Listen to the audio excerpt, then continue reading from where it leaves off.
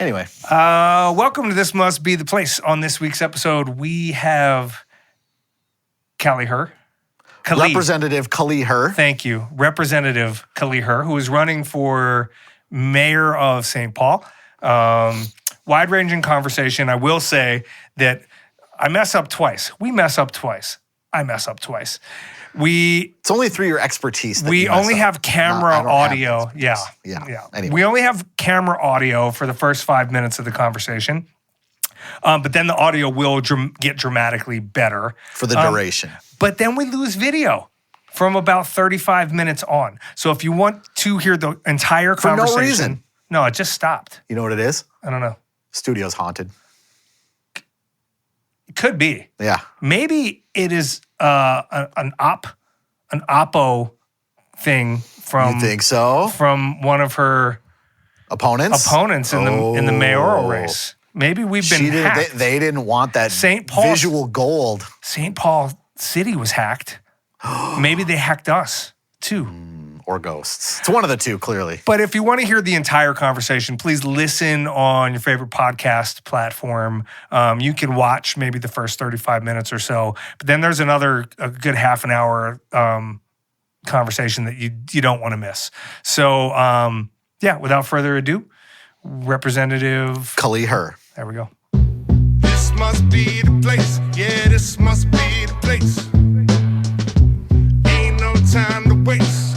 Ain't no time to waste. So whether you in Minneapolis or St. Paul, Bloomington to Maple Grove, from the east side to the west side, down south to way up north, let me hear you say, this must be the place.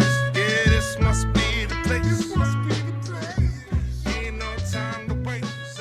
Ain't no time to waste. And I think sometimes like the left has these purity tests, which I'm a part of all the time. Maybe this is gold for the pod too. And so we were trying to figure out like, what is that number? Yeah. But you think that we're asking the wrong question. We're asking, This is why you're running for mayor. We're hosting a podcast. Because I think that like that's the problem is that we're using income as the deciding factor of who is progressive enough or who's liberal enough. And I found that this is really challenging for me, right? Like as somebody who came to this country as a refugee, who grew up in poverty. And poverty is not like we were poor all the time, every year. It was like we went into cycles of poverty, right? And that was really tough. I mean, I had to steal a bra from a shelter like once because, for my sister and I had to share. Like, I'm going to tell that story another day. But like we were, but it's like, then, I went to college against all odds. Like my husband and I, he's Hmong too. And we both go to college and we end up in professions that like dumb luck, right? Right place, right time. We were both in investments, and he, got into a time when the markets were doing really well, and he got into fixed income like investments, and we made this life for ourselves. And now everyone wants to judge me on the street that I live on. And I always tell people like, when you went from one job to the next job, did you forget everything you learned from your last job? And the answer is always no, right? You took that all with you to your next job. And I said, so why is it now that I've actually broken out of this cycle of poverty?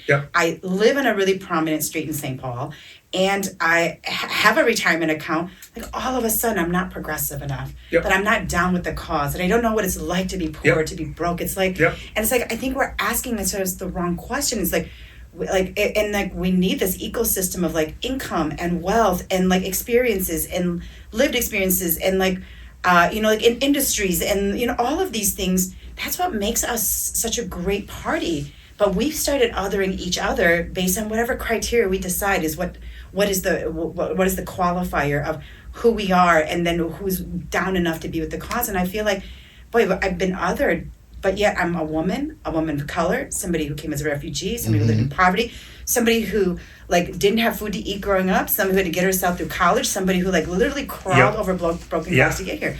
But I've been othered because of the street that I live on. And that's how I feel, not because I've been othered in the same way. Like the only othering for me is being a Jewish kid, right? Which like presents other, growing up in the 80s and 90s, presents other sort of other othering. You know what I mean? Like a sense of history of like oppression that you just have to do right by people. But like, my wife is an African-American woman. This is what we were discussing is like who had to work twice as 3 times as hard as her white male counterparts and go get her master's degree to even be thought of That's right. for a job that she deserved before all that, right? And worked really hard to make whatever she's making now. And so, yeah, that was the point of like, where does the purity test? And then jokingly, well, and I don't know, not so much jokingly, we use the example of, who'd you say? Who was your example of centrist BS? Amy Klobuchar. Yeah. Okay, that's fine. That Andrew thought the issue is that like the left was trying to be too centrist, and we had this discussion. I with said Dwayne. that's how we got to Donald Trump. Yes. And my I think we had this conversation with Dwayne Davis last week, where during the ACA discussions, all 3 of us thought that Obama was being too centrist and too down the middle. And Dwayne made the comment that in order to get something that lasts and is more popular now than it was when it was enacted, it's because it was took into such it took all these broad range of ideas into account that gave it the longevity that it has. And that's something that's stuck out to me about speaking with you at the event I was at for you. And let's rewind. Should we introduce Yes. Representative Her? Today, and it's Kaohly. Yes. So today we have Kaohly Her, who is running for St. Paul mayoral candidate in St. Paul. She was Melvin Carter's policy director during the first year or 2 of his administration. Most of his first term. Okay. So all the good stuff that happened. And then now you're state representative for, I don't know the district, but I know what it comprises, like Matt Groveland, Lexham, Summit Hill. Yep. And like a fiscal, I'll call you a fiscal nerd. Yeah. A wonk, policy wonk. Yeah. But also, as I came to learn, someone I described as a badass lady who's also super funny.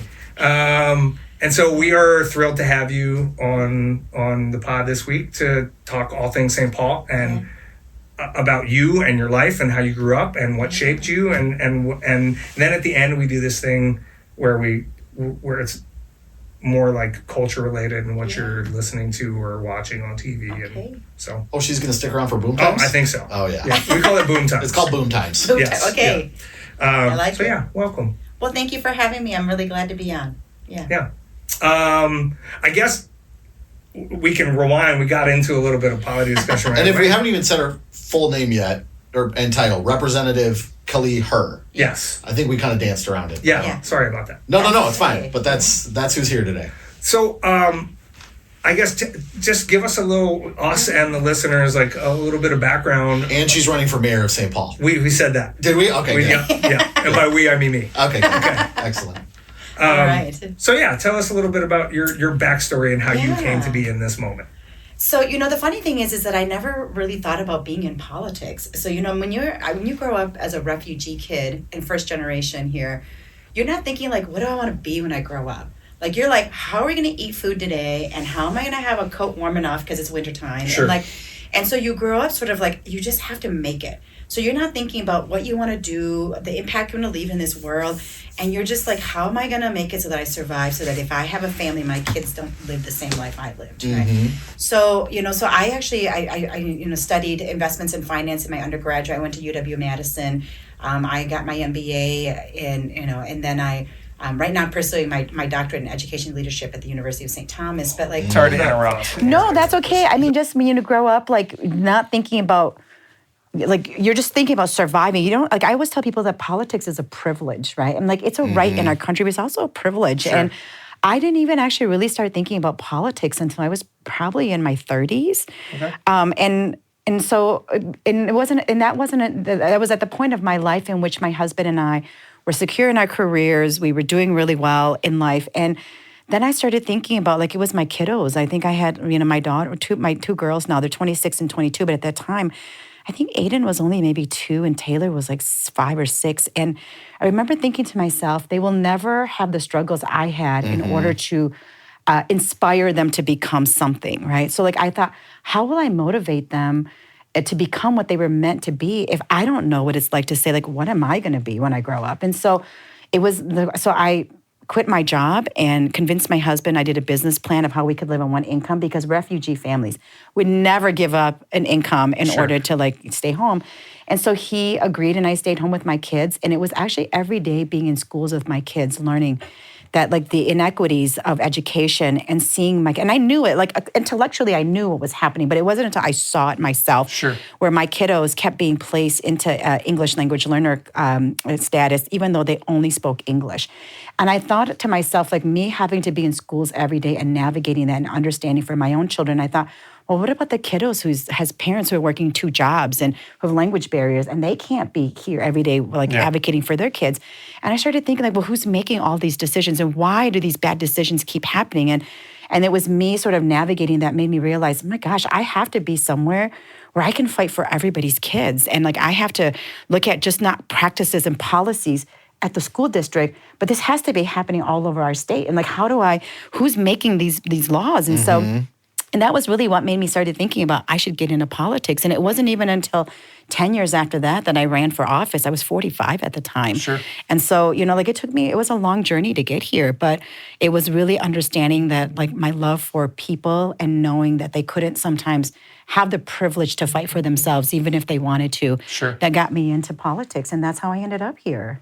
I think that's, just on a human level, that's inspirational from people that think they're stuck in a rut when they're 35, 40 years old, that they can't, you know what I mean? In essence, it's like changing careers, especially into politics, is a huge life adjustment and a risk that I think a lot of people don't think that they can take once they get past. And a lot of people don't have, I mean, for you, for example, when your kids are young, you don't have time to run for local government, right? So you found, you got through a certain point and you got to that time in your life and it made sense for you.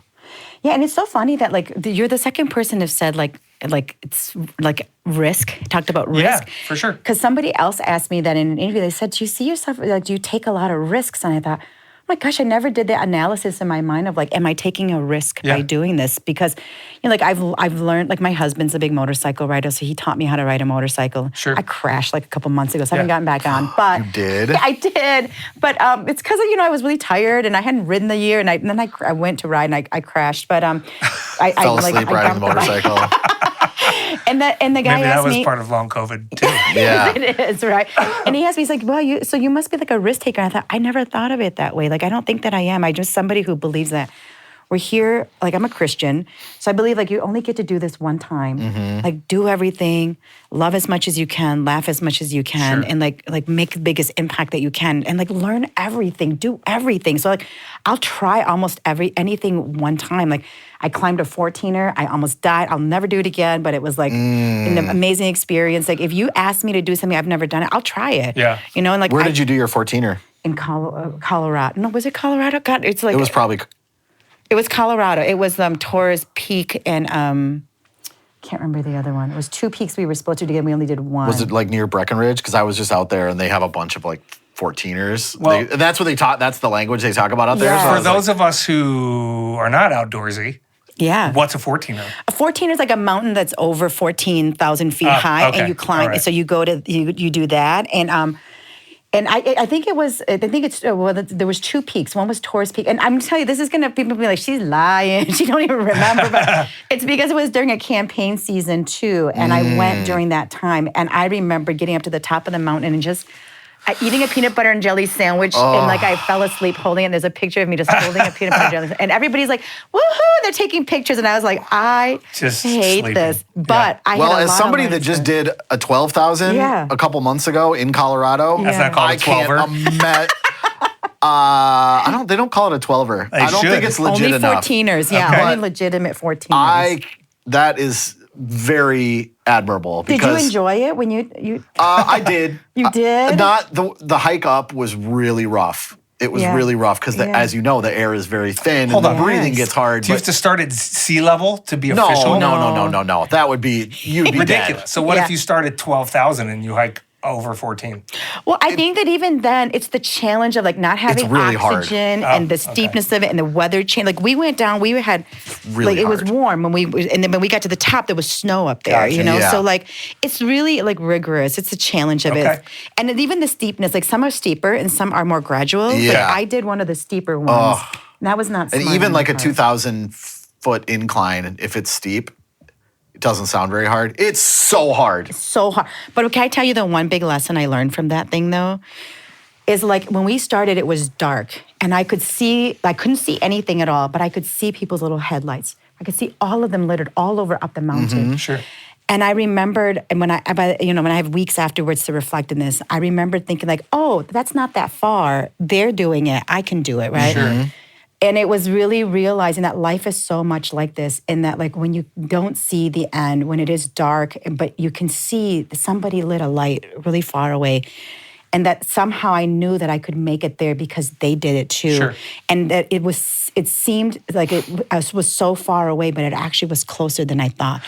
And I just kept going little bits at a time until I got there, and I thought that's the like same in life. Do you think It's a good that metaphor. comes from growing up in? I'm assuming the refugee camp was in Thailand. Yeah. And I'm assuming your parents had to cross the Mekong River We and did. like. Yeah.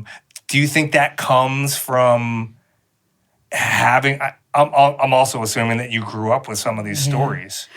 Or was it not spoke about? Like, do you think that's just ingrained in you as part of your culture at this point of like what it took to get to, I want to use a larger metaphor, like to get to America, to get to what was, I think at that point in time, thought of as like the light, the example for the world? Yeah.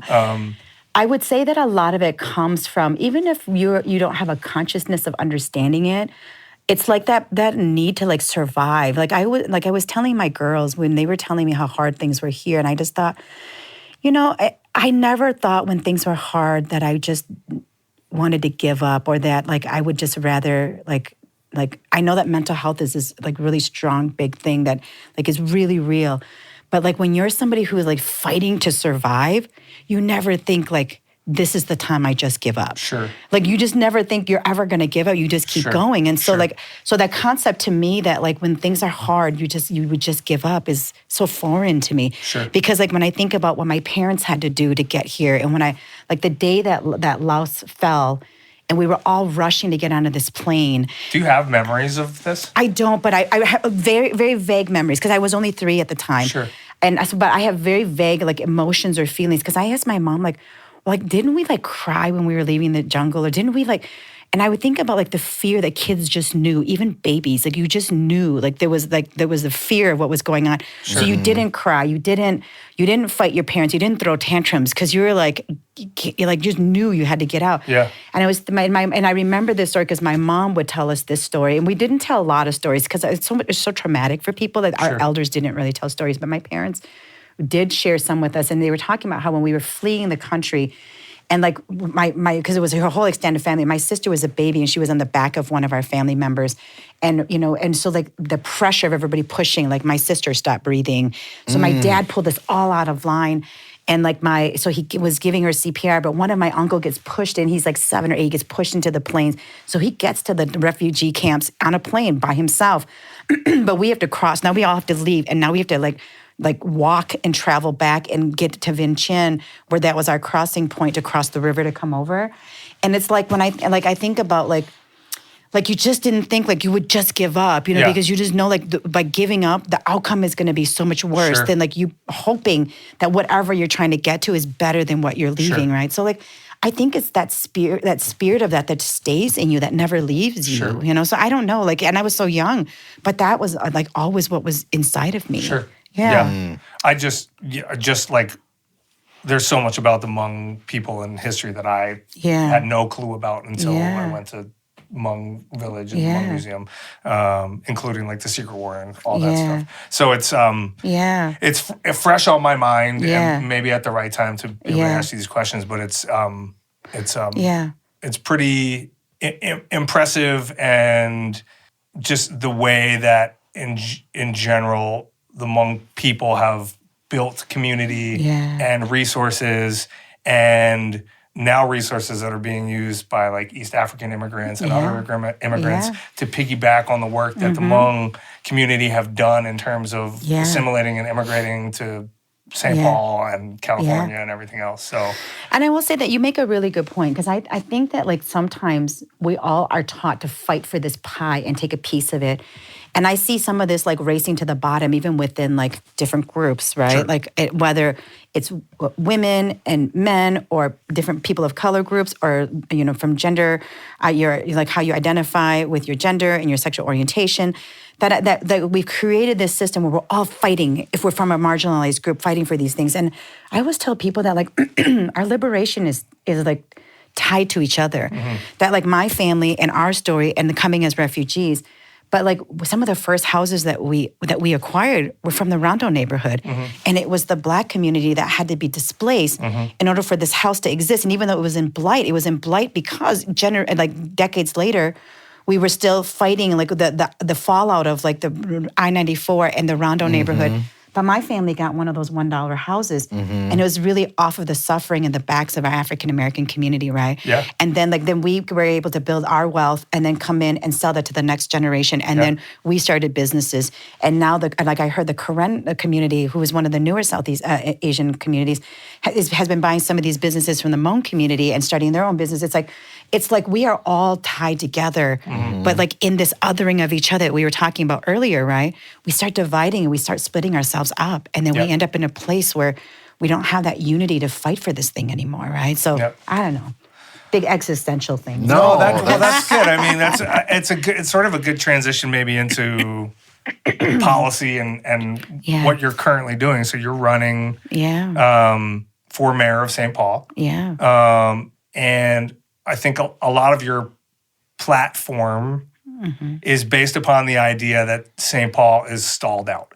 And I know you've been asked this question a billion other times. But I don't mean even economically, right? I just mean like maybe culturally, maybe economically, maybe social safety net-wise, clearly housing, as Andrew and I know. So... and also property taxes have not stalled out. No, property taxes haven't stalled out, but that is because of the business, sector, downtown and commercial property stuff. So like what are your priorities as you look to what you would do if or hopefully when you become mayor? How do we unstick? Yeah. So I think you're right on in your analysis of like kind of where I'm feeling and what I'm thinking is that I think that like it's so interesting how we do politics, right? That's the first thing people want to know is like, what are you going to do when you do different? And I will say that before I answer the question, I'm going to actually preface it with something I think is really important and ties in the original part of our conversations, the off-camera thing we were talking about like our groups and who. The question we were asking about, like what level of income makes you like no longer like a progressive or sure. I feel that the conversation that we've been having around politics is that we've sort of ended up where we are right now with the issues around an economy that is a city that is not looking at all the pieces that need the city to run well, right? Like we've sort of moved away and saying, what are we going to do about all of these like super progressive policy, which like I'm not hating on that because like I carry a ton of progressive policies at the state legislature. I mean, I'm the chief author of the Equal Rights Amendment, and I carry gun bills, like gun violence prevention bills, and I, like eliminated child marriages in our state here. Sure, like we were just talking about that. Yeah, ridiculous. I didn't even know it was a thing that 16 and 17-year-olds in the state of Minnesota could get married with parental consent. Yes. That's insane. Super insane. And so like I passed that bill, right? So I'm not saying that progressive policy is bad, but I am saying that when we are trying to run a city and we forget that like we need retailers and businesses to be thriving because they pay taxes and they pay salaries and wages of people and livable wages and salaries that I want my city to have, right? That then when we have certain policies that prevent us then from developers from investing in our city, then we don't have housing. We don't have, we can't grow that tax base. When we, are thinking about some of our policies, and now we're like, we look at public safety, and public safety isn't just violent crime, right? It is all the ways in which like people interact in their communities. So now if you don't have activity, you don't have, nightlife, you have more than spaces that which allow for, activities that we may not be wanting in our communities, right? And then so it's like all of these things are pieces that fit together, and we now have been trying to solve things. And I think both parties do this in these silos of like, I'm going to do just this thing, not realizing that it touches a bunch of other things when you do this one thing. Like I carried tenant protection bills, right, at the state. I carried 4 of the 10 Homes for All Coalition's tenant protection bills. But I also knew that rent control, the way it had been proposed, would hurt construction and development in our city. And so it's like, how do you balance I'm a progressive through and through. And people kept asking me, are you running to the right or to the left of Melvin? And I'd say to them, that's the wrong question. Like, I'm not running either way. I'm running to run this city well, right? Yeah. And I'm running to bring all of my progressive and Democrat values into this job, but also to be pragmatic and saying, I'm running a city. Are the streets getting plowed? And like, I'm going to plow the streets with equity, with my equity lens, because I know that people with the loudest voices oftentimes are the ones that get their street plowed. But the street still needs to get plowed, and we need taxes and we need funding in order to plow streets, right? And like, is that a partisan issue? No, it's not. Like, so it's like I keep thinking like we're asking ourselves the wrong questions, and we're judging people by the wrong standards, right? You're also damned if you do, damned if you don't. Right. Because as I watch video of you in specific on some of the interviews you've done in prepping for this, right after the "she's way too liberal" is the comment of "she's not liberal enough." Yeah. You know what I mean? So Yes. it's like you're damned if you do, damned if you don't. Yeah, I'm a biker, but if I don't have a specific answer, then I'm not environmental enough, or that I side too much with NIMBYs, or if I, if I don't condemn charter schools, and somehow I hate public schools, and I want there to be all charters, and it's like we like operate in these like dichotomies of like we're thinking everything is black and white, and it's just not. Yeah. I think Dwayne Davis. It's interesting how much that conversation.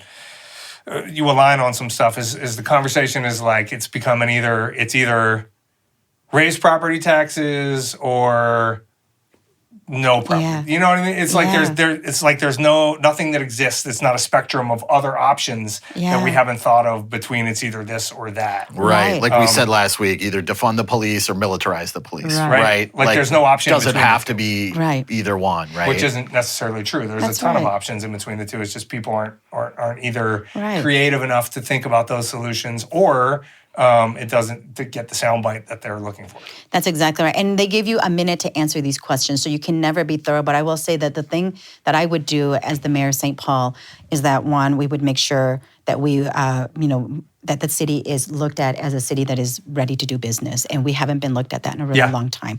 So like to have retailers and commercial space come back into our city, and to make our city so that our processes work so that it facilitates that, right? I can't tell you every business owner. I've not talked to one business owner or somebody who's wanted to open a business in St. Paul who did not tell me the exact same story of the difficulties of navigating our departments, getting their permits and getting their licenses, or that they've invested, tens of thousands, sometimes hundreds of thousands of dollars in a business and never opens because they can't get the things they need from the city and they just give up, right? I know you preach is the wrong word, but you speak a lot about basic government functions and how if things don't function correctly, then that throws a wrench in the best laid plans, because if you can't move through the basic government functions. So do you feel like now that we're at a place where government it just isn't functioning properly from a checks, like a 1 + 1 = 2 standpoint?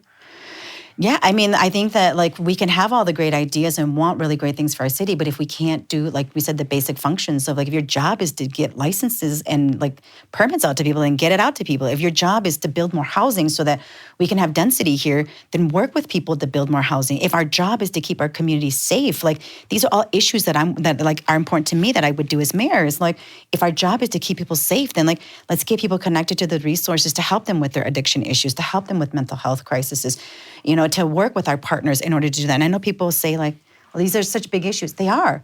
But there are lots of people trying to help in these spaces. And when I talk to people who do addiction counseling and they tell me they have capacity, but nobody's utilizing them, like that's a fundamental fault of like government knowing like we have a problem we're trying to solve. Who are our partners we bring to the table? How do you get that word out? Right. It's somebody who's willing to make those connections, meet with a ton of people, and saying, we're going to do an inventory of this. And then people know people. So I'm a researcher, then I'm an academic at the end of the day, right? Like, Sure. I'm working on my doctorate. There's something called snowballing, right? Yep. You talk to one person, and that person leads you to the next person, and leads you to the next person, leads you to the next person. And then you have now all of your study for your dissertation, right? And like, I feel like life is the same way, that if I'm trying to solve this problem, that each person I talk to gets me to the next person until we're at a critical mass where, like, in research, you get to like the number of sample of which like the news stories don't actually change the outcome of your research, right? Well, the same thing in real life is like, then there's a point in your snowballing where like now additional people actually like, it's great, but we already have the critical mass of who we need at the table Sure. to have this conversation. And so like, I believe in that same concept of working, but you got to do the hard work to get it done. And Sure. anybody who's ever done a dissertation knows it's never easy. And it's really, it like takes up every moment of your life and you give everything else up to do it. But that's the commitment you need from a new leadership who is willing to do that to get our city back on track. Sure. And I'll do that. Let me ask you a question, just as I'm not an outsider, but as Yeah. somebody that lives in Minneapolis. Yeah. Kind of the general consensus, at least among things I read, publications I read, Minneapolis-centric about St. Paul are kind of two different sides, right? Just in terms of like the pluses and the minuses. Like the pluses are, it's a really safe city right now in terms of violent crime, Yeah. right? In terms of the things I've been reading lately about what's been going on with the murder rate and the violent crime rate is really encouraging. Yeah. But then you hear things about, like we were talking about with like downtown St. Paul, and then the old crappy roads thing, and the plowing of certain streets over others. Like these are things that we kind of hear a little bit in Minneapolis. So I guess A lot of it's backwards as a St. Paul resident. You're just like, oh, how can Minneapolis plow some streets, but we can't ask them how they do it? And and figure how that come out. how come Minneapolis's police department is so crazy, and that for lack of a better word, like in St. Paul's is this and Minneapolis is that. But I guess is there anything you would do to maintain what's going on public safety wise, at least with violent crime? Yeah. And then like what would specifically, how would you work with like I guess it would does it have to be like big business investment to get downtown St. Paul? No, not necessarily, Not necessarily? big business. Okay. I think that we have to reimagine what a new downtown looks like. Okay. And we have to build it for, like, we were just talking about how old we all are, and we're pretty close in age, even though I'm your senior, so respect your elders. Fair. But Barely. we talk a lot about how like this new generation of young people, they weren't socialized the same way we were, right? About getting married and having kids and owning a house, and like they're looking at life in like experiences that are so different. Like when I talk to these young 20-somethings who are fresh out of college, like they're, I talked to a couple of them who work for this technology company that's located in St. Paul, and they said like they're coming out making like $130,000, $40,000 out of college, right? And they want to work hybrid systems, hybrid work, and they want to be able to walk into their open concept workplaces, but live close by. Mm-hmm. They want to be able to have experiences. They want to travel. They don't want to be tied down to something Sure. the way we were. And so like we have to build a new downtown. Does that mean they want to be renters? A lot of them don't mind renting. They say I want to make be able sense to if they create did. right, and I want Yeah. to create a system that allows people who still want to own. But like a lot of them say, well, I can't even own a home because it's so expensive now. Right? Sure. So I'm choosing to live my life Sure. knowing these barriers that are in front of me. So Sure. we shouldn't box people out of that. Sure. But we should also create an environment in which like allows them to live the lives that they want. So they want experiences. So they don't want these big box stores coming in and these big companies, or like we have to build downtown that has a lot of residential but has retail space for these smaller retailers. And Yeah. someone said to me, I want to build like a international bazaar, like a flea market, that has things that I can experience from a Ukrainian community or from the Hmong community or the Somali community, and like things that are from my Norwegian background. It's like these are really great things that they want to like be able to experience all of these things. Sure. We got to create that for them. So How does that work in a downtown that is losing grocery stores That's right. and the Restaurants. things that make it Yeah. livable. Like ever since I moved here in 1996, and the Yeah. first thing I remember about St. Paul was after 5 p.m., I felt like you could sit on top of the Summit Yeah. Avenue Hill, roll a bowling ball, and it would roll all the way through St. Paul and hit what was like the Gillette factory at that time, where Yeah. CHS Field was, Yeah. without ever touching a car or a person or a human. Yeah. It was just a ghost town. Yeah. And to be fair, 30 some years later, not a ton has changed. Like Yeah. the not Mears Park. Yeah, Mears Park is like Yeah. Gaultier Plaza. Yeah, mhm. Like went through a bit of a revival, Yeah. but now businesses and Yeah. restaurants are moving out of there. Like, so how does Yeah. how do you get, I know you spoke about I don't want to put the number, Yeah. I might be wrong, X amount of 1,000 or 10,000 plus vacant properties in St. Yeah, Paul. yeah. Like, how do we fill them with Yeah. the things that make downtown Yeah. experiential or livable? Because right now, if you have to drive to Yeah. the university Target to get grocery, that doesn't Yeah. make living downtown Yeah. accessible to that kind of stuff. Well, I have a plan. Yes. Okay, good. And truthfully, like people are ready for that. Like, I've talked to developers, like large developers. I've talked to small and minority-owned developers. I've talked to retailers who are like, look, I just stopped trying to put my thing there or my restaurant there because I couldn't get my permits. Like, people are ready for the environment to be different so that they can start investing back into our city. And so, like, when I asked restaurants who were downtown, they said, well, like the state workers aren't going to save us. Somebody being here 3 days a week is not helpful for us. It doesn't really increase business for us. Sure. So how do we then create a space in which, and developers who are ready to build residential, ready to build commercial, who's ready to bring their restaurants back or to invest in their restaurants and expanding or to have a new location. Like when I look at where people have expanded their locations, it's not in St. Paul. They've gone out to the suburbs, right? So that we have to then make our city, be able to do the nuts and bolts of getting them their permits and their licenses, to get in front of people, to give them the plan of what we're doing so that they want to come back, to work with the developers and developing these new residentials here, because the foot traffic of the residential is what is going to help keep these restaurants and these grocery stores afloat. And so it's building all of that at the same time. I talked to our arts and culture community to say, like, if we rebuild this, what does it look like to you? Like, people are putting plans together, hoping that St. Paul will be ready so that they can actually invest in it. So I'm very hopeful with all the conversations I've had in my snowballing of talking with people. Yeah, right. Sure. It's like they're ready. And they want to find a place to do that, and they want to do it here, but they just don't feel safe in doing it. And the political instability for them is too great right now. Do you find that, because obviously something that's super important are social safety nets, mental health care, drug addiction, counseling care, all that other stuff. Do you find that having Dorothy Day, Catholic Charities, that stuff down there is a deterrent to having that? And how do you balance the need for that kind of stuff with making people feel like they are safe downtown? Because I think a lot of people conflate the visual of a brown homeless person on the side of the road with crime. We were just at an open house the other day where a woman said, I don't know about the crime in Highland. And I pushed back and I said, we're not talking about crime. Yeah. You're talking about homelessness and drug addiction. Yeah.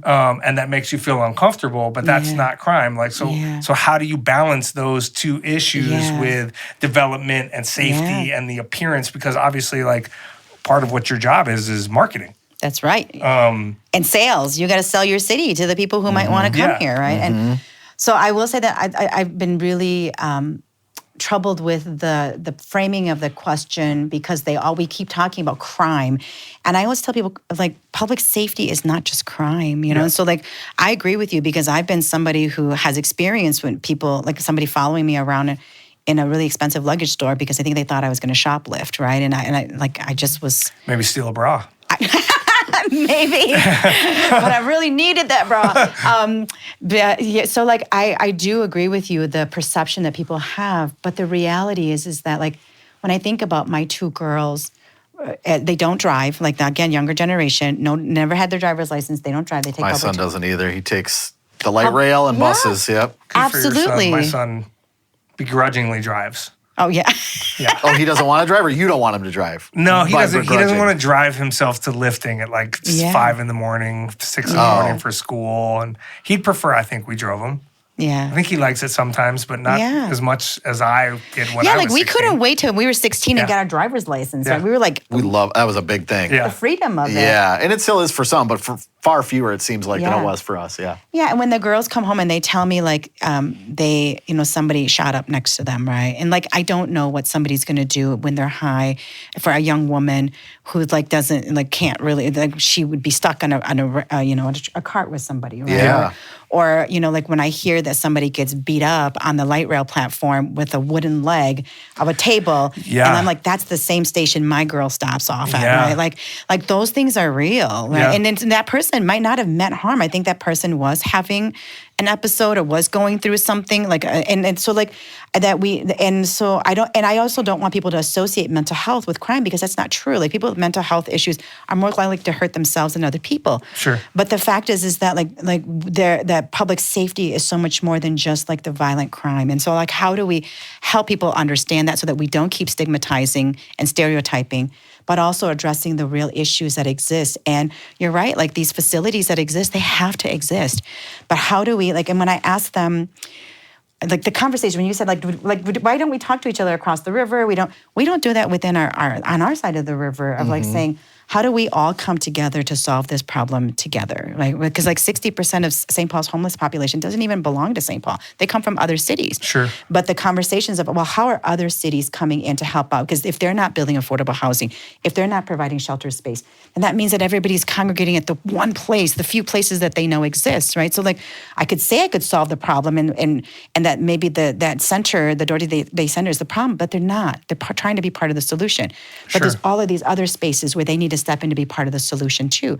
So then if people had other places to go and they weren't congregating in one space, we probably could house those people here. We could keep people safe. People wouldn't see some of the things that they feel like doesn't keep them safe, right? Sure. So the problem is like so much bigger and bringing so many more people in together to solve that problem. Sure. Has there ever been thought of, and this isn't necessarily a you thing, but Yeah. like where we talk about a lot, like the 12 county metro area when Yeah. we talk about housing stats and figures, Yeah, right? yeah. Like a coalition of mayors and cities, within the metro area, within the 494, 694 Yeah. corridor to like brainstorm how to almost Yeah. work as a regional Yeah. hub for attacking some of these issues. Well, funny thing, all the mayors have a coalition, but Okay. some mayors don't show up. So that makes it really difficult. So is that one of the ways you feel like you differentiate yourself? Yeah. Because I know, again, you've spoken like you're not running against Melvin. Yeah. Right? Like this is Yeah. not a personal thing. And I think a Yeah. lot of people tend to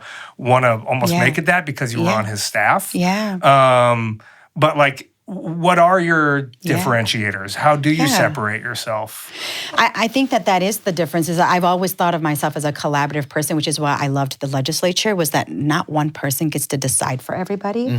And like when you're from the executive branch, whether you're a governor or a mayor, like you kind of unilaterally get to make some decisions, right? Sure. And so when I was asked to run many years ago, I was thought, no, it's not the place for me. I like to make decisions in collaboration with people. And it was actually someone who said to me, well, why couldn't you be a collaborative mayor? Why couldn't you be a mayor who just didn't make decisions on your own and that you worked with your city council and you worked with, other mayors and you worked with these other entities? And I thought, oh, I guess I could. I guess everybody's just always done it a certain way. Like in our city, the mayor proposes we're a strong mayor system, so he proposes the budget. He kind of decides on his own, and then he puts it to city council, who then looks it over, and then they give Make input. And amendments and Yeah. changes and whatever, yeah. And if you kind of hear the messiness of what's happened in St. Paul, I think this was in the news, was like he vetoed the budget that they passed, right? What they wanted to do. And it's like, I thought, well, why does the budget process have to be like, why can't I just work with my city council members to say, like, how do we work together to put the budget that I'll put forward, right? And someone said, well, you could do that. As the mayor, you could do that. So like my approach to making decisions is just so different. And that's what makes me different than the incumbent, right? Sure. Yeah. I learned this last week, and I really didn't know this until you brought it up to Dwayne. The mayor really doesn't have a ton to do with the public school, right? Yeah. That's the school board. Yeah. But as mayor, how would you collaborate with Yeah. the school board to make sure in an era of enrollment dropping year over year and funding tied to enrollment, and federal dollars drying up for public education. Like how do and you... can you even collaborate? Yeah. Like what Yeah. percentage of your time can you allocate to that, and what kind of percentage of change can you make? Yeah, just to as make mayor? sure the schools are fully funded, either at inflation or above inflation. Yeah. So, like, I mean, are there ways that you can Yeah. do that as mayor? Absolutely. And I think that that's where maybe the difference of, what makes me different is that I've worked at the legislature where I funded government, we funded school districts, and we did peg the school district's budget to inflation now. We did that these past, in the trifecta, which was not done before. Doesn't make any sense, right? You should absolutely do that. And then, I worked at the St. Paul School District as the board administrator. And so, like, I see the different levels of government and how they interact. I say that it is absolutely critical that the city works with its school board members and its school district, because the everyday person has no idea that these are all separate government entities. I didn't, and I'm considering myself well informed. Right. And so, like, when people are like, I'm going to move to St. Paul because I heard they're good schools, they're not like, oh, well, the school district is run really well, but St. Paul's run poorly, or vice versa. They're not thinking that. Yeah. Like, they're thinking it's all the same thing. And so, That's true, they are. They are, right? And like, even like, so I believe that it is critical that we work together. And I'll give you one example of what I think is what makes me different too, is I'm not a reactionary person. When I see red flags or I see opportunities, I always tell people those things are happening long before it actually happens. You can see it happening, right? So like what I'll say is in St. Paul, the school district has had declining enrollment ever since I was there. And this past year was the first time enrollment didn't decline. Oh, wow. And the reason why is because St. Paul now has these immersion programs or these dual language programs. And one of them is the Hmong dual language program, which has been growing a lot.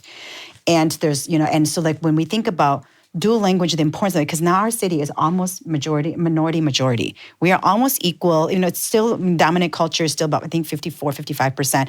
But like it won't take long for this to sort of switch, right? And I was saying to someone else, I said, well, you do know that right now with the Trump administration's like freeze on immigration, there's nobody coming, but he's not going to be president in 3 years. And we have a huge Karen community here. And that Karen community has tens of thousands of families still in the refugee camps. And so like, if we know that it is the immigrant population that has been keeping the school district sort of afloat because everybody has left, then why would we not prepare ourselves right now for 3 years from now, if I build housing, if I have jobs that are coming here, that my city is ready to receive these new immigrants coming in and like these thousands of kiddos that are gonna need education. Like, why wouldn't I work with the school districts to say, we gotta prepare right now for 3 years from now? They did that in the 80s. Yeah. And they did that in the 80s specifically for the Hmong community. That's right. My mother-in-law is a St. Paul public school teacher, and my wife speaks in depth, like vividly remembering her mom talking about all the money and all the programs that were being laid to welcome immigrants at that time. Yeah, and I don't know if that was like to say like a specific system we were trying to like be intentional about, but it was knowing that we just had these immigrants coming in. We had to, and like there were resettlement organizations, there were like, which we don't have anymore. And then there, were programs to help assistance. But like for this, knowing the detriment that our city is in, and each student brings in a certain dollar amount to our school district, right? It's being intentional about the systems that we are trying to build and are trying to influence. And so like for us as a city to say, I want these workers here, because we have a demographic that is not, we have, the state demographer has told us, like, we are just not having enough children in Minnesota here. And this is an issue with lots of states. To be able to keep up the workforce. Well, why wouldn't I want this new workforce to be coming here then for us to educate and to teach and to learn? Like, why wouldn't I be preparing? Why wouldn't I be building housing? Taking those thousands of properties that are sitting vacant and working with developers right now to develop those properties, right? So that they're ready. So it's like the intentionality of that. It has to happen. I got to say, it's hard to increase population, whether it be Minnesota or in the country, when at the federal level, they're trying to get rid of immigrants in general. That's exactly right. That's why we have to prepare for 3 years from now when he's gone. But I wanted to maybe touch on that. How do you deal then? Are there ways that you deal with like ICE and immigration enforcement within our city? Because it beyond seems like just saying it's we common, won't cooperate. right? We won't cooperate, right? We won't cooperate is one thing, but being proactive is something else. Do you have thoughts or ideas on that? Or do you collaborate with the governor at all? Have you had conversations with the governor and the mayor of Minneapolis about how this could be on our doorstep in the coming weeks, months, years? Yeah, so I've had different conversations on the state level as a state representative and the levers I can pull there, whether it's, protecting people with removal orders and what ICE is doing in these communities. So I've had conversations around, with and so that's probably another story for another day, but know that those conversations are being had. But at the city level, I'm really proud to say that months ago, I was the first person, who said, we can't not just say that we don't comply. We have to pass ordinances that the ICE can't cover their face, that they have to have name recognition, badges, right? That we already have a coalition of these organizations, the Immigrant Defense Network, who is connected together in this work, and to create a real-time alert system with them, so that if ICE is in the neighborhood, we alert everybody saying, hey, don't open your door, don't go outside. And then there are just people who aren't don't feel threatened, and good allies like all of you who are I want to do something, I feel so helpless. Well, they're teaching constitutional observer training to help, so that when the alert goes, so that once I create the alert system, and this area has ICE, I'm going to show up and I'm going to be a constitutional observer to help. Those things, I'm really proud to say that. Months ago, I've already been proposing this, that people are now finally going, oh yeah, we should do this too. So some of the other candidates who are running now are have incorporated some of my talking points into this. But when I said this 2 months ago, nobody had thought about it. And now hearing states like California and some of the other places actually putting the same things in, I'm I was thinking about this months ago. I think and people now people see the video coming out of Chicago, and then Pritzker is obviously such a vocal, anti-Trump sort of person, that it's maybe putting the focus on some of what cities and states can be prepared to do. That's right. And I have said something I think is super, at that time, 2 months ago, was super radical, is that our law enforcement's job is to protect people who are law-abiding and having their constitutional rights violated. Our police should be showing up and saying, if you're violating somebody's rights, we're here to actually say you can't do that, right? And that's really radical. And I'm I don't want to weaponize our police. And I haven't had conversations with our chief, but to me, it's that's important for us to say we are standing up for our residents, because what Trump is doing is a violation of everything we stand for as a country, and what he's doing with our military and weaponizing them. It goes against everything we believe in. We have to have a way of standing up against that, And so to me, that's important. And I'm really happy to see now that that is happening, that people in different states and different cities are saying, I've seen videos of them saying, you cannot go through our crowd here. You cannot come into these spaces. That's important. I totally agree. And just that line in the sand of having a city's police department on the side of the residents and the residents, innate constitutional freedoms, rather than locking arm in arm with ICE. Yeah. That's a humongous thing that needs to be talked about between the mayor and the police department. And can you imagine the relationship building that creates after what happened with George Floyd, and the distrust, the public trust that it creates, for sure. Yes, not only are we doing the right thing, but to know these are the people coming to protect me. Yeah. That, I think that will change the way we engage with law enforcement if we're willing to take that leap with each other. Yeah. Yeah, that's interesting. I hadn't followed that. Makes a lot of sense. Yeah. I don't love this, but I think it's really, I've been seeing in some of these cities like Portland and Chicago and some neighborhoods, they're putting whistles in little free libraries, that kind of thing. When the residents are helping each other. Yeah. And it's terrifying that, we have to get to that place, but Yeah. I love we that keep idea, us safe sometimes, right? That's kind of the thing. We do, and we've seen citizens being good constitutional observers that have been able to stop ICE from taking away people. Because I know, there's still this perception, they're just taking away criminals and people who are national security threat, and that's just not true. I'm in my community all the time, and they're telling me, they're targeting you with that Supreme Court decision, targeting you by the way you look and your accent. Right. And I had legally at this point. Yeah. Yeah. And I had a community member who's a U.S. citizen who was detained for 2 days by ICE until his family could prove that he was a citizen. Yeah. It's you're just that disrupts you. And what if you're gone for 2 days? Brett Kavanaugh for that. Right. And you've lost your job now, right? Somebody detained you for 2 days. Well, you've lost your job already. You can't go back to work, right? Yeah. It's you literally will destroy somebody's life because you think you're going to catch somebody by the way that they look. It's just, they have no idea the consequences this has to people. And so constitutional observers have been able to really stand between the people who are threatened and what ICE is doing. And we just need more people who are willing to put themselves in the line for that with our law enforcement too. I like that too. Yeah. I like that a lot. Yeah. Can I shift a little bit, maybe to fundraising? Sure. Because David versus Goliath. Yeah. And it's a similar situation in Minneapolis, as we found out last Very week. much is, yeah. Something you called the fry machine. We I did call call it it the Carter the machine, fry right? machine. Like The money machine. last I saw is like he's raised well over $1 million, and you're like a tenth of that. Yeah. Yet here you are. Yeah. I think underdog, but like coming hard. Yeah.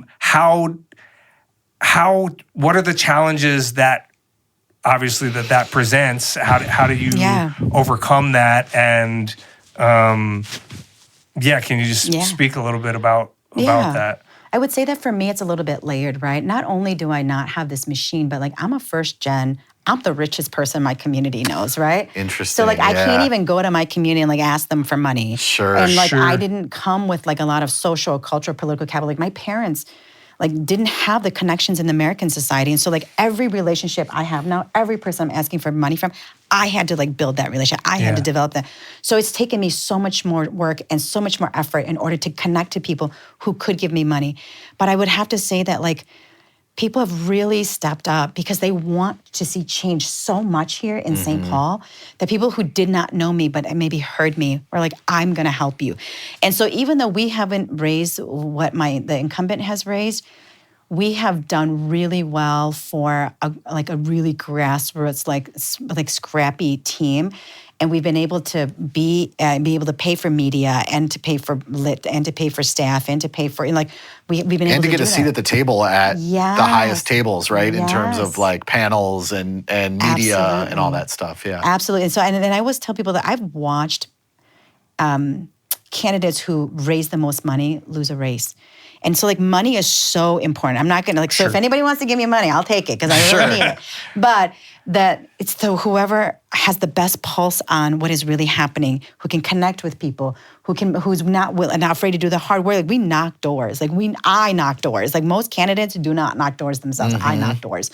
It's out in working in communities that are often marginalized. Like, I'm in senior care facilities of like communities of color, helping their seniors understand like why this vote is so important, right? And helping them early vote. And like we are in, our communities of color who like would never be looked at in an off election year because they have low voter turnout. Sure. Like we are not dismissing any of this work, which means my team works 24/7. Sure. They barely sleep and we work really hard because we know that is what is going to win this race, and money is so needed. But the effort that you're willing to put in and reaching the right people and having the right message and doing the hard work, like that is going to get you further. And we know that our team has that.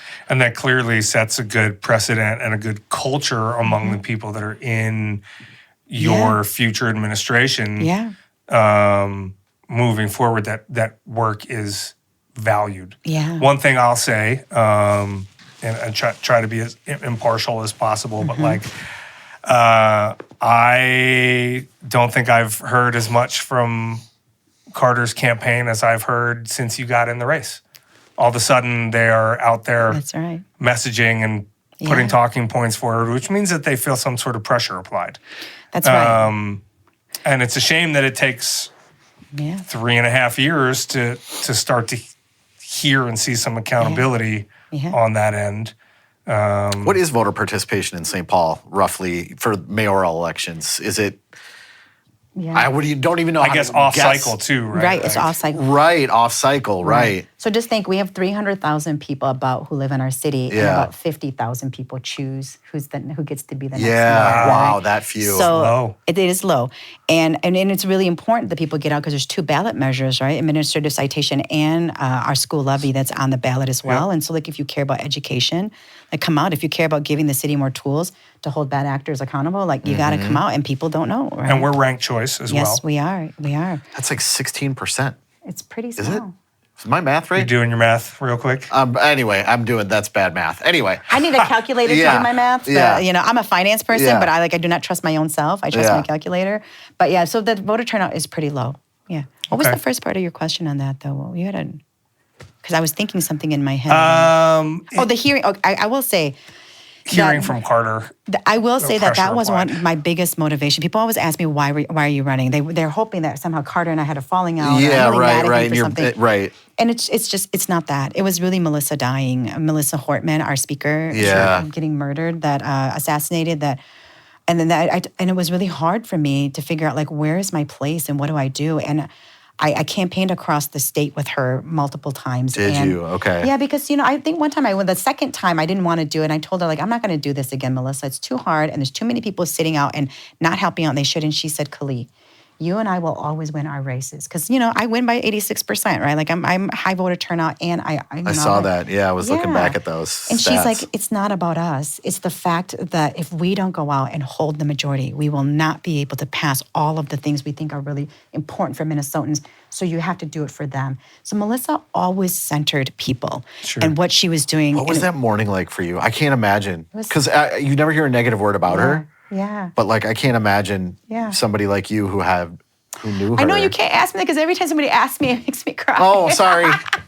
No, it was Let's really talk hard about because I something got else. a call. I saw that I'd missed a call. I woke up that morning. I saw I missed a call from her staff, Sean Ron, who was like her right-hand man. And I'd missed the call. I thought, why would Sean be calling me at 4 a.m. or 5 a.m? Oh my gosh, it was that early. Okay. And so then I called Sean right away when I got up, and he told me what had happened. And I remember just asking him, is she okay? And he said he didn't know. And I immediately just started crying because I thought, I think in my heart I just knew this had to be really bad and that she probably wasn't going to make it out of it. And, and I just started crying, and Sean was like, we don't know anything yet, but Sure. And so it was really tough. And I think that's why jumping, people are like, oh, she jumped in too late. It's like, there was so many things happening because there was so much. I love my job at the state so much. It has been the greatest honor of my life to lift up people's issues and to fight for them. And so I just thought to myself, what am I going to do now? And it was July, and there hadn't been any campaigning. Nobody was talking, and nobody was doing anything. And she was murdered in June, and it was July, and I was like, nothing has happened here. And democracy only works when people participate. Yeah. And Mellisa would say to me, you have to earn the right, knock doors, because you have to earn the right to represent people. Thank you, I appreciate it. She would say to us, you have to earn the right. And so she made us knock doors. She would look at our door knocking every week, and she'd be like, well, that person's not going to get to be a chair. They don't knock any doors. Or wow. She would be like, that race they're not going to win because they haven't hit the door. For her. So not only was she kind, she was a pro. Such a pro. And she knew by your numbers you were going to win that race or not. She knew. And so I thought, no, we need to go knock doors. We need to hear people. We need to fight to represent people. And so that's why I jumped in. And I had conversations with Carter multiple times before I jumped in, because I wanted to be fair, because I do care about him. We are from the same family. He's my DFL brother. I worked for him. And I said, people are hurting. They are suffering. They are saying our city is not doing well. And he pushed back on me. He's like, I don't think so. I think it's a small segment of people. And I said, sure. I disagree. And so when he couldn't give me his reason for why he was running again and what he was going to do differently, I said, then I'm going to run. And if I win, I get the hard job of running this city. Yeah. But if I lose, I made you a better mayor because you had to go knock doors. Yeah. You had to campaign. And that's your point. The point was you hadn't seen anything, right? And now you're seeing so much.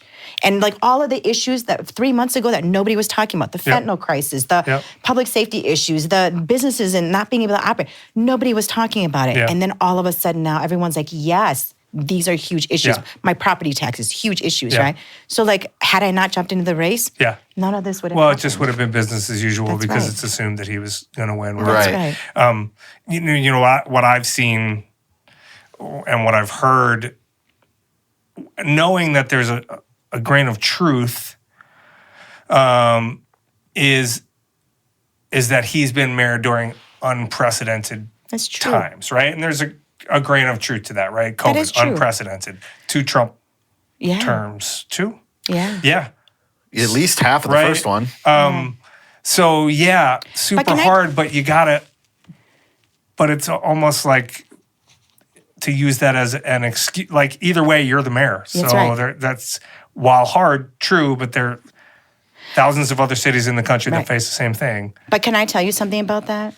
when people tell us, like, if they're mad at us or what we're doing, you know what I never do is I never say, well, but we had to lead during COVID. Like, I was the majority whip when COVID happened. Yeah. I had to figure out with Mellisa and Ryan Winkler, who was the majority leader at the time, and Speaker Pro Tem Dan Wolgamott, like the four of us were the four that was on that House floor every special session where everybody else got to be at home. We led us through that. And then right after that, George Floyd was murdered. And across the river from me, that precinct that burnt down, I literally lived across the river from that precinct and that police precinct. And it's like, we led through that. And I have never one time had the words come out of my mouth, well, we couldn't do certain things because of COVID or because of George Floyd or because Trump was president. I have led through 2 Trump administrations as well. Yeah. And you know what we did?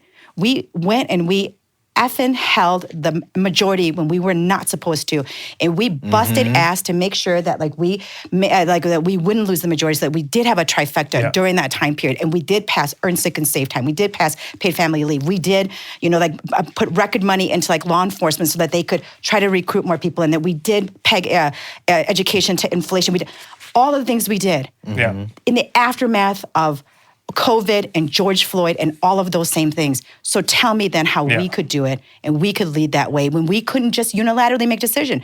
We had to go out and win a majority in order to do it, which meant that we were working not just in our districts, but across the state. Why were we able to do that? And somebody now can sit here and say, wow, but I led through this unprecedented time. I'm like, join the club. So did the rest of us. But we did it.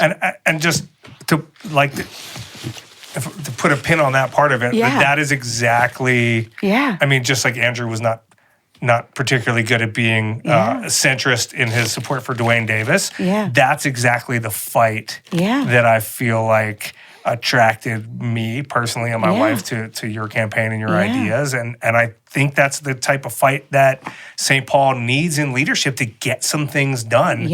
And I just don't, for as much as I like Melvin and have voted that way twice, I just, it's missing. That passion is missing. And to me, the passion for the job, the passion for change is evident with you. And I think that passion helps other people maybe do more than they would have been capable or thought they could do to help move St. Paul forward. Because I do feel like it is stagnant. I know that's like the talking point or the thing that's come out of your campaign, but it's because it's true. As a resident of St. Paul now for 27 years.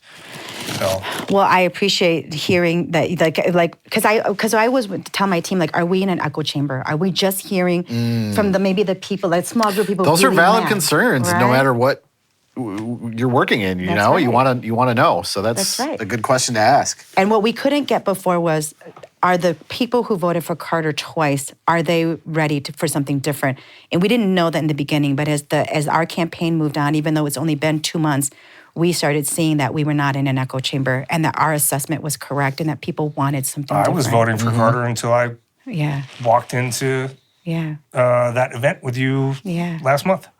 So it seems like the next 3 weeks? 2 weeks. 2 weeks. Tomorrow to be 2 weeks, are even more vitally important because for those that aren't even as locally politically aware and active as Casey, that's the time to put your platform and your message and your name and your face out there. Where can people go to learn more about you? If they've made it through this entire podcast, where can they go to get involved to find out more to help you get over this last 2 weeks?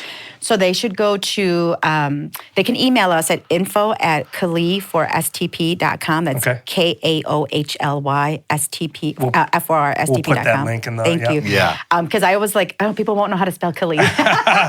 But so go to, email us and let us know what you'd be interested in doing. But you could go to our website as well. And we have links out there if people want to learn more about me and my policy and the issue areas that I want to work on, but those are the key places. But I'll be really honest, and I'm giving away my strategy if I tell you guys this. But in every event that we host, in every meet and greet, and every time we go into a community, after they hear me, they almost always say, I rarely have come across a person who doesn't say, I'm going to vote for you, and who hasn't said, I used to vote for Carter, but I'm going to vote for you. I think the passion comes through. I mean, I'm a convert already, but I think that passion for what you want to do comes Is it through. the crying? Is that what? No. Because you didn't cry at the event we were at. I didn't. No, I wasn't. This was like, Yeah. there's, was it Oprah who always made people cry? Yeah. It was like the thing, if she could make you cry. Yeah. So we're going viral with that one. You did well. Yeah. The only thing that makes I pride myself on being really tough, and like people who work with me are always like, "Oh God, she's so tough. You got to be buttoned up when you go in to see her."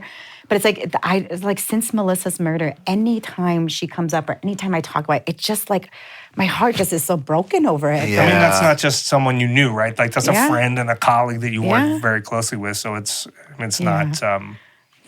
Yeah. So at some point, maybe I'll stop crying over that piece of it. No, and then I'm it shows you a lot about you, I think, Yeah. in all good things. And the website is kaohly4stp.com. Yes. KAOHLY Yep. FORSTP.com. That's right. Yeah. I'm on the website right now. It's great. Check it out. It'll Thank you. answer questions if you have them, I'm sure. So we do a thing. Welcome to Boom Times, a segment called Boom Times, Boom Times. Yeah. It's called BoomTimes. I'm gonna let you were the BoomTimes guy. I'm the originator of BoomTimes. All capital letters. Yeah. BMTMS. Books, music, TV, movies, sports. Yeah. Generally, just in the last week since we recorded last, what have you been consuming in relation to those, or really anything that you want to give as a recommendation, or something you like, or something you've been passionate about? And Something is a guilty pleasure, like whatever. Temptation Island or Love Is Blind, or something It doesn't like really that. matter. Yeah. It's just something. A peek into your non-political life. So I will say, I don't want people to think I'm an elitist, but I don't watch TV. Okay. And I don't watch like series or shows. But and I'll tell you the reason why I don't is because I have an addictive personality. Do you have a TV? Do you own a TV? I do, but I don't think I've even been in that room in like months. Is it a tube television? That's enough. Is Yes. it like an old square box that's No, it's 400 pounds and It's a flat screen TV. Okay. but it's You don't subscribe to the trope of telling everybody, "Oh, I don't even own a TV." No, like no, that kind of. I own it because people come over and they want to watch Yes, TV. okay. But Okay, it's because anyway. I don't want to get addicted to something. So Yeah. I know, like, if you have addiction, if you have a drinking problem, you don't go into a bar. Like, if you don't, if you Sure. like, you don't Right, watch TV. right. So I'll say the things that I love and I've been consuming. So I actually, my daughter just had her 26th birthday, and as a present for her birthday, she bought all of us tickets to go see Avatar: The Last Airbender, the I can't, like, the live show of it. So like they kind of walk you through the 3 book series, and then they have like a full orchestra playing all the music from it, and that place was packed. Where was this at? Where is it? It was at it was in Minneapolis. It's not. I think it was at the Orpheum. At the Orpheum. Okay. Yeah. That's probably where it would be. Yeah. And it was fantastic because I love music anyways, and my girls grew up watching Avatar: The Last Airbender. Okay. And like I love that series too. So like it was really special for us to do that together. And I will say though that lately though I've been really obsessed though with this reading up news on Shohei Ohtani because he's just like a phenomenon. So yeah. That's a good BoomTimes because Yeah. His Friday. He had a good Friday night. my father-in-law called me and was like, that might have been the single best performance by any athlete ever doing anything Yes. ever. And the quote of that, like, no athlete has been able to do what he did in postseason. The fact that he did that in one game, right? Like, is unheard of. It's phenomenal. And, you know, like, he's easy on the eyes, too. Like, not gonna lie. Okay, all right, He looks okay. like my husband. My husband, actually, my husband when he was young, looked very much like Shohei Ohtani. Do you call him Shohei? Just I as do. a pet, little and pet. anybody who's like Shohei, I'm like, you should meet my husband. I'm going to sound super ignorant because I don't follow baseball. He's Japanese, right? He Yeah. is. Okay. Yeah. He's like this, like, prodigy. He's like amazing. I know, of course. I know Yeah. he pitches and he bats and he's great. And Yeah. I heard he had like the most amazing, like, Was Yeah. it 10 strikeouts, 3 home hit runs? 3 home Yes. runs. And I mean, just Amazing. if he had just done one of those, Yes. you would have been like, that was an incredible game. Yeah. To do it both at the same time, man. I Yeah. know. And he was having a tough postseason until that point. So Yeah. to be able to take that pressure and break out of it the way Yeah. he did with an all-time historic Yeah. performance, unbelievable. So Kaohly, that's a great boom times. Yeah. Like, you're coming in hot. Did I you know. watch? Did you watch that or you just heard about it? I read it afterwards because I just haven't had time to really. I Okay. love sports. I grew up Okay. playing sports. I brought, the gymnastics Olympics trials here. I was the chief author in the house side for it. Like, Okay. I love sports. But Are you a SUNY fan? it's huge. My daughter and SUNY trained for 10 years together at the same gym. Like, Amazing. I watched she her was grow the up. first pro athlete. Well, I guess she's not pro because She's gymnastics an amateur, Yeah. right? But her and Angel Reese were the first. Angel Reese, first pro athlete. Yeah. She was first, Yeah. maybe Olympian in the Victoria's Secret fashion show. I last know. week. I saw that too. That was People also- were giving them so much hate. So wrong. They were come amazing on. in that. But like People are yeah. hating on People are a-holes. I know. Yeah. Like, why But, even having a negative opinion about it? Yeah. I know, it's like just celebrate people and the great things they're doing. Yeah. Yeah. But I'm hoping to pull a Shohei on November 4th. So. Oh, That's a great tie-in. That was know. very That's witty. pretty Yeah. good. It was quick. That's pretty good. I'd have been faster. Then we started No, talking that about was SUNY, good. So, That No, was good. that was good. yeah, I'm hoping to pull out an impossible performance on Yeah. that night. So we'll see what Yeah. happens. You have any boom times over there? Yeah. I'm sure I do. Yeah, but I'll save it for next week because I don't know the actor's name. Yeah. It's a Netflix kind of thing. I'll say my boom times is St. Paul Community Ed. And I know I mentioned it briefly earlier. My wife is obsessed with it. It was like $20 and we went to Hmong Village. Yeah. 1001 Johnson Parkway. I thought it was Hmong Town, which is on Como, and I was like, we're definitely going to the wrong place. And we showed up, and we went to the Hmong Museum, Yeah. and learned all about the Secret Wars and a Secret War, and just even seeing maps of Laos and Vietnam and Thailand and regionally like where things exist. Yeah. And knowing that the majority of Hmong people live in China still, and I didn't Yeah. know that. And how many people died during the Secret War and how much unexploded devices are still in Laos Yes. and how many Yeah. people still die from Yeah. that. Yeah. And how jewelry is being made out of that and traditional Hmong textile and just I learned Out of, so like, much. land- a landmines? ton. Yes. Yeah. Yeah. I did not and you know can that. buy Zombies, it. they're Yeah. little yeah. Oh, And so interesting. it was really eye-opening because you are in St. Paul and you know that Hmong people are a large minority here. And you look at the success of like Diane's Place, which is right up the street. Shout out, best restaurant I think I've been to in a long time. Yeah. We just went to Vinay, Yeah. which I thought was good. We can get into that later. I thought it was like a little too hoity-toity compared to Diane's Place. More hoity-toity than Diane's. Huh? So Diane's menu does something with the simplicity of its dishes that makes it incredible. Yeah. Vinay does this weird, like this elevated 40 different ingredients. The Yeah. servers clearly have a script and talk about moments that you have to have with the hot sauce that they charge He you has for. opinions. Yeah, it was like Love very it. good, but it was like a little too But good. too much. But very, Very good, good. still. Yeah. But like just seeing that the economic opportunities that like Yeah. people that now are first generation but have been Don't here forget for Guy their whole Noy, life. bro. Guy Noy, That's yeah. mine.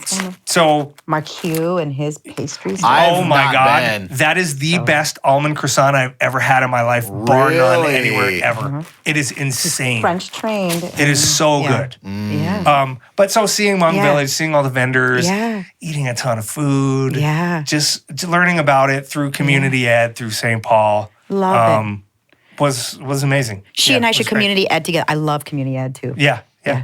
it's cool. Yeah. What So was that's my boom time. Yeah. Yeah. What was yours? I normally I have like 7 boom times and Yeah. it takes up way too much time, but we're not going to do that We're today. giving it. Yeah. I have The Chair Company on HBO. That was the one I want. I just Is don't that know the one his you were name. thinking? Tim Okay. Robinson. So funny. If you're either, I feel like you're one of 3 camps. You either don't know who the hell Tim Robinson is. Yep. You don't like Tim Robinson Yep. and his brand of comedy, Yep. or it's your favorite thing in the world. And Yeah. I am in the latter camp. Yes. And he put out a new series. We're 2 episodes in now on HBO called The Chair Company, and it's absurd and ridiculous, and I love every second of it. And I'm the biggest advocate in the whole world. He did. I think you should leave. He was on Saturday Night Live briefly. He was in a show created a show called Detroiters with Sam Richardson. What about the Paul Rudd movie? That's where I found out about him. Friendship. Yeah. Yeah. That heard movie good things again. about Yeah. Ridiculous and insane in Yes. the best way possible. And my other boom times is He's always got more than one. He can't not have more than one. NBA season starts tomorrow. Timberwolves' first game is Wednesday night at 9:30 p.m. Central in Portland against the Trailblazers. Go Wolves, go Anthony Edwards. Here comes an NBA championship. Go Sixers. You think for real? You think that they're gonna?